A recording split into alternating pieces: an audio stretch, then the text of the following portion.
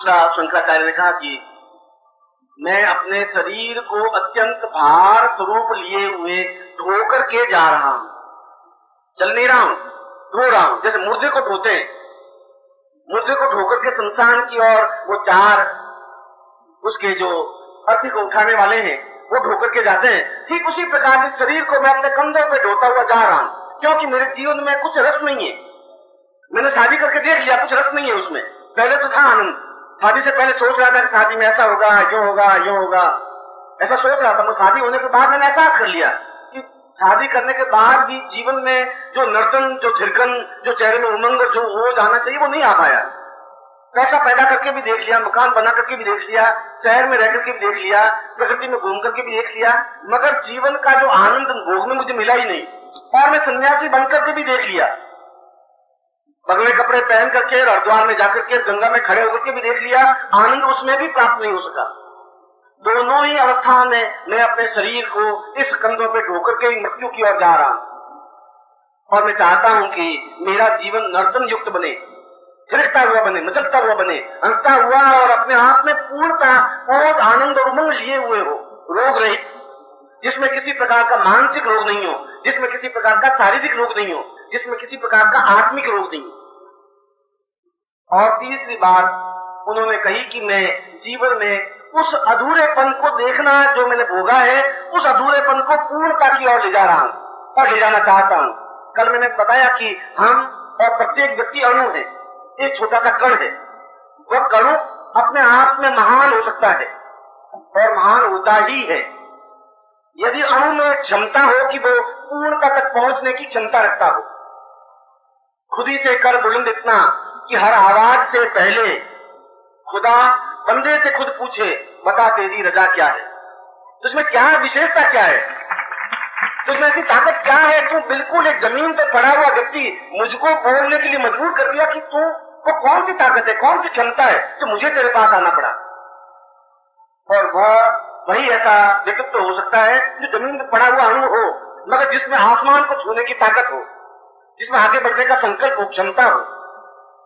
और तीनों ही प्रश्नों का उत्तर देते हुए उस प्रज्ञानंद ने, उनके गुरु ने, जब उन गुरु के सामने शंकराचार्य ने श्लोक को रखा तो प्रज्ञानंद ने इस श्लोक का उत्तर देते हुए शंकराचार्य को कहा, वे जन्म से अंधे थे, प्रज्ञाचक्षु, मगर फिर भी अपने आप में ज्ञान में विराट पुंज थे। उन्होंने शंकराचार्य के इन तीनों प्रश्नों का उत्तर देते हुए कहा, पूर्णमदैव सिंधुं ज्ञानेव रूपं परिमं प्रदेवं सा शंकरं सहितरूपमदैव तुल्यं क्रिययोग रूपं। और कोई दूसरा तरीका नहीं तुम्हारे पास, और किसी दूसरे तरीके से तुम जीवन की पूर्णता प्राप्त नहीं कर सकते। तुम भौतिक जीवन की आनंद चाहते हो, तुम संन्यास जीवन का भी आनंद चाहते हो, तुम अपने जीवन को अणुरूप में भी देखना चाहते हो, तुम अपने जीवन को उस महान पूर्णता के रूप में भी देखना चाहते हो, तुम अपने जीवन में रोग रहित भी होना चाहते हो, तुम जीवन में पूर्ण आनंद भी देखना चाहते हो, तुम इस जड़ शरीर को चैतन्य भी करना चाहते हो, और तुम नर्तन युक्त और थिरकन युक्त बनना चाहते हो। क्रिया योग में केवल क्रिया योग के माध्यम से ही तुम्हारे जीवन की ये सारी स्थितियां प्राप्त हो सकती। मगर साथ ही साथ उन्होंने ये कहा, सदुर्लभम सदेयम सदैवम वदेवम, ये बहुत दुर्लभ है, ये बहुत कठिन है, ये बहुत पेचीदा है। पेचीदा इसलिए कि इसको समझाना पेचीदा है, समझना पेचीदा नहीं है। अगर समझाने वाला बिल्कुल सही चिंतन युक्त नहीं है तो नहीं समझा सकता। वह अगर केवल ये कहे कि ये काल पुरुष, ये विचित्र काल पुरुष का अणु से महान को जोड़ने की क्रिया और उस अणु को महान में जोड़ करके ब्रह्मत्व में लीन हो जाने से अपने आप में अणु महान विराट युक्त बन जाता है, इसको क्रिया योग कहते हैं। आप क्या समझे? अब मैं अगर ये कह भी दूं तो आप समझेंगे कि ये क्या हुआ, ये अणु क्या हुआ, अरे महान विराट और काल पुरुष क्या हुआ, क्योंकि समझाना इसको कठिन है। और कल मैं उस क्रिया योग को समझाते हुए आपको बताया था कि क्रिया योग के 3 स्टेज हैं। पहला है ध्यान, दूसरा है ध्यान और तीसरा है समाधि। और कल मैं उस धारणा के बारे में मैंने आपको समझाया था कि हम सादृश्यपेक्षी हैं, अपने बराबरी वाले से दोस्ती और दुश्मनी कर सकते हैं। शराबी शराबी के साथ बैठ के आनंद मना सकता है, वो मेरे पास बैठेगा नहीं, पिछले 60 वर्षों के इतिहास में एक अवसर ऐसा नहीं आया कि वो बोतल लेके मेरे पास बैठा हो और शराब पीने में उसको आनंद आया हो। वो बैठ तो बोतल लेके मेरे पास आवे नहीं, और आवे तो मेरे जैसे रूखे आदमी से उसको आनंद आवे नहीं। क्यों? अब मैं ऐसा कर नहीं सकता, उसको आनंद आने। शराबी को शराबी के साथ आनंद आ सकता है, बीड़ी वाले को बीड़ी आनंद आ सकता है, लंपट को लंपट के साथ आनंद आ सकता है। सादृश्यपेक्षी व्यक्ति जैसा है वैसा सादृश्यपेक्षी हो सकता है। इसलिए हम गृहस्थ हैं और हमारे पत्नी है, पुत्र है, परिवार है, बंधु बांधव है, तो ऐसा गुरु जो इस सादृश्यपेक्षी में हो। अगर एक सन्यासी है और आश्रम में बैठा है, लंगोट लगाया हुआ, लाल कपड़े पहने हुए है, पीतांबर पहना हुआ है, पगड़े कपड़े पहने हुए, और आप कहें कि महाराज आप बहुत महान हैं और आप मुझे कुछ ज्ञान दीजिए। बच्चे तुम सेवा करो, 4 से 4 सेवा करो, बच्चे आश्रम में रहो, सेवा करो, हम समझाएंगे, हम आपको समझाएंगे। अब 4 से 4 जब आपको उनके और आपके बीच में गैपिंग इतना कि आप उनके इक्वलिटी में आ नहीं सकते। आप न तो संन्यास ले सकते हैं और संन्यास लेने की क्रिया का ज्ञान नहीं, और गरमे कपड़े पहने से संन्यास आ नहीं सकते। भक्तजी जब गुरु के पास में गया और गुरु को कहा कि मैं संन्यास लेना चाहता हूं, भक्त ने कहा कि उस गुरु ने कहा मैं तुम्हें संन्यास तो दूंगा, मगर मैं तुमसे पहले तुम बैठ के गुरु मंत्र जाप करो। उसने 1 सप्ताह तक निरंतर गुरु मंत्र जाप किया। गुरु ने कहा कि अब तुम बोलो तुम्हारे मन में कुछ इच्छा रही है?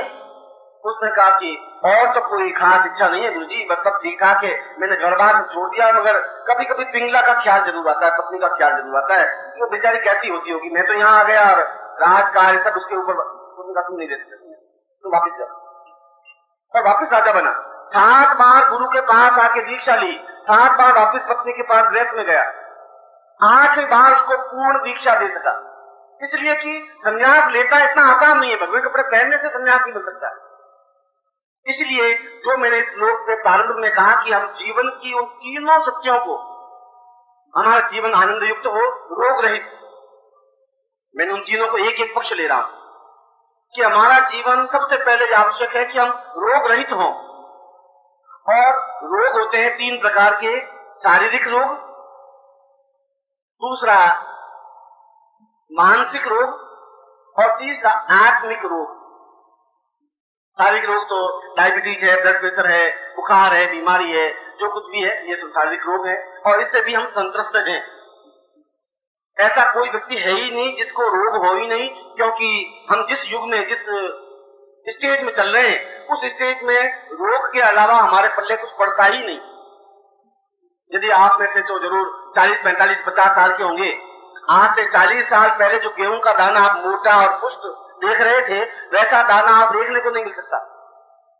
उसमें अगर दाना देखें तो अपने आप में बिल्कुल बहुत बड़ा दाना, एकदम से चमकीला और पुष्ट दाना होता था गेहूं का।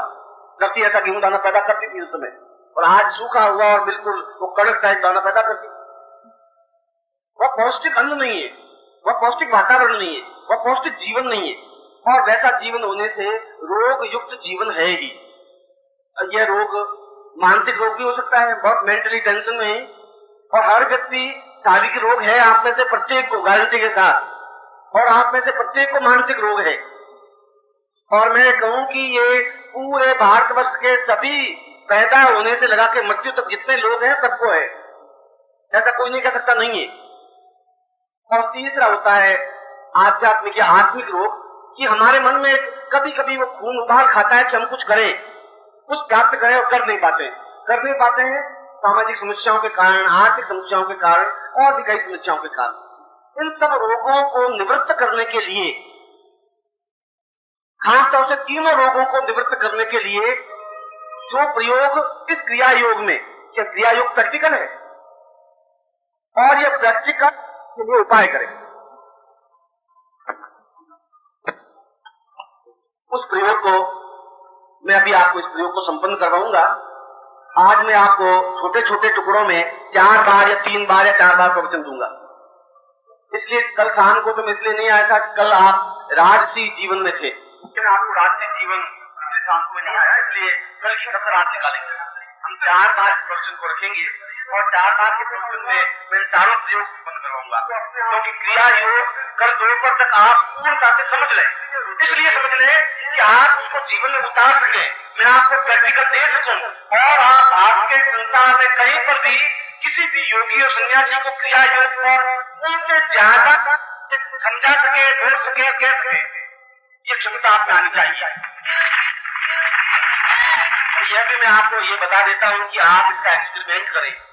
आप उसके बाद में कहीं घूमने जाएं, हरिद्वार या मथुरा या काशी या कांची कहीं पर भी जाएं, कोई योगी या गुरु और साधु सन्यासी मिले तो आप उनको पूछे, गुरु जी महात्मा गांधी ने तो क्रिया योग सीखने की इच्छा प्रकट की, और बाइबल में ईसा मसीह ने कहा कि क्रिया योग से जीवन में पूर्णता प्राप्त होती है।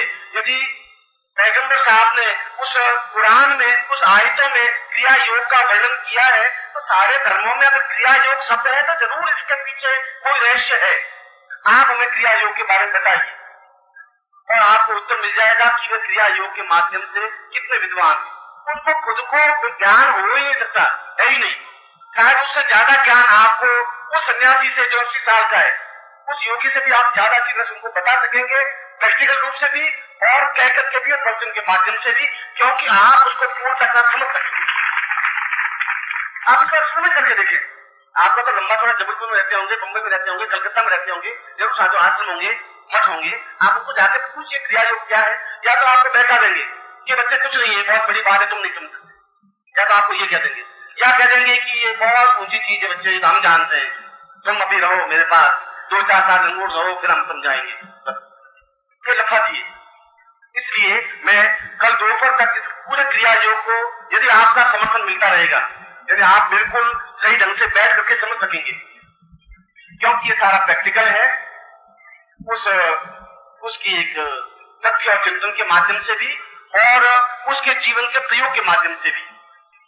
ये जो रुद्राक्ष, इसका दोनों पक्षों में शंकराचार्य ने उस संगोपन विधि को स्पष्ट किया कि हम रोग रहित कैसे हों। आप उसको एक्सपेरिमेंट करके देखें, और एक्सपेरिमेंट करके देखेंगे जब वह कोई भी चीज पूर्ण मंत्र सिद्ध होगी। जब मैं ये कहूंगा कि यह आपको मैं बता रहा हूं, आपको मंत्र सिद्ध कर रहा हूं, और मंत्र सिद्ध कर रहा हूं कि मैं आपको ये क्रिया योग समझा रहा हूं, और क्रिया योग को कल दोपहर तक समझने के बाद आप अपने शहर में जाकर के पूछें और उनसे समझे और फिर बताएं। ये तो आपको मंत्र सिद्ध करना ही तो हुआ, जो बताने तो हुआ कि यह मंत्र है, आपको पूर्ण रूप से प्रवीण कर देना, मजबूत कर देना, योग्य बना देना। उस एक मुखी रुद्राक्ष को मैं अभी प्रयोग करूंगा। प्रयोग करने के बाद आप उसका एक्सपेरिमेंट कैसे करेंगे, किस प्रकार से रोग रहित हो सके, क्योंकि तीनों चीजें होंगी तभी आप क्रिया योग में पूर्णता प्राप्त कर सकेंगे। सबसे पहले जरूरी है कि उस रोग रहित जीवन को प्राप्त कर सके, और मैंने बताया कि प्रत्येक व्यक्ति रोगी है ही। अब ये इस एक मुखी रुद्राक्ष और हकीक माला को, दोनों को उस प्रयोग, अभी मैं प्रयोग करने के बाद घर पे जो आपको करना है, उस माला के ऊपर एक मुखी रुद्राक्ष को रख दें,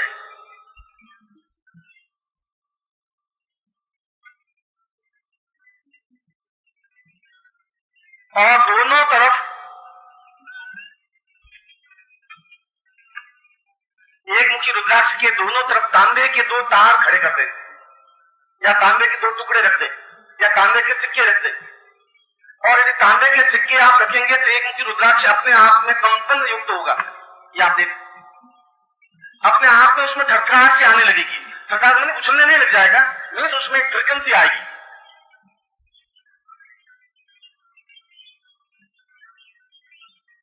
अब इसका प्रयोग, ये माला, इस माला को केवल हम 6 आंटे दें। आंटे का मतलब 6 इसके बर्तन बनावे, 1 2 3 4 5 और 6, 1 2 3 4 5 6, ये 6 बर्तन बना करके इसको शिखर युक्त बनाए, एक के ऊपर एक बर्तन। और उसके बाद यह बना देना, नो प्रॉब्लम, कोई लंबी छोटी बात। इसके बाद दोनों तरफ तांबे के 2 सिक्के रख दें, इस तरफ और इस तरफ, या तांबे के 2 तार खड़े कर दें। शुद्ध तांबा होना चाहिए, और जो तांबा आपको दिखाई देता है वह अपने आप में लोह मिश्रित होता है, बिल्कुल प्योर कॉपर बाजार में मिलता है। उसके बीच में आप उस रुद्राक्ष को रख दें, ये उसकी स्थिति हुई। अब यह प्रयोग, ये रखें आप किसी तांबे के पात्र में, नीचे तांबे की तिरपानी होनी चाहिए, तांबे की तिरपानी में यह 6 वर्तुल युक्त माला होनी चाहिए, इसके दोनों तरफ तांबे के 2 टुकड़े होने चाहिए, बीच में एक मुखी रुद्राक्ष होना चाहिए, और फिर आप सामने बैठ जाए। उसके बाद उस पर धीरे धीरे जल वर्षा करते हुए, आचमनी से पानी डालते हुए एक मुखी रुद्राक्ष पर मंत्र उच्चारण करें। और मंत्र है केवल 2 अक्षरों का,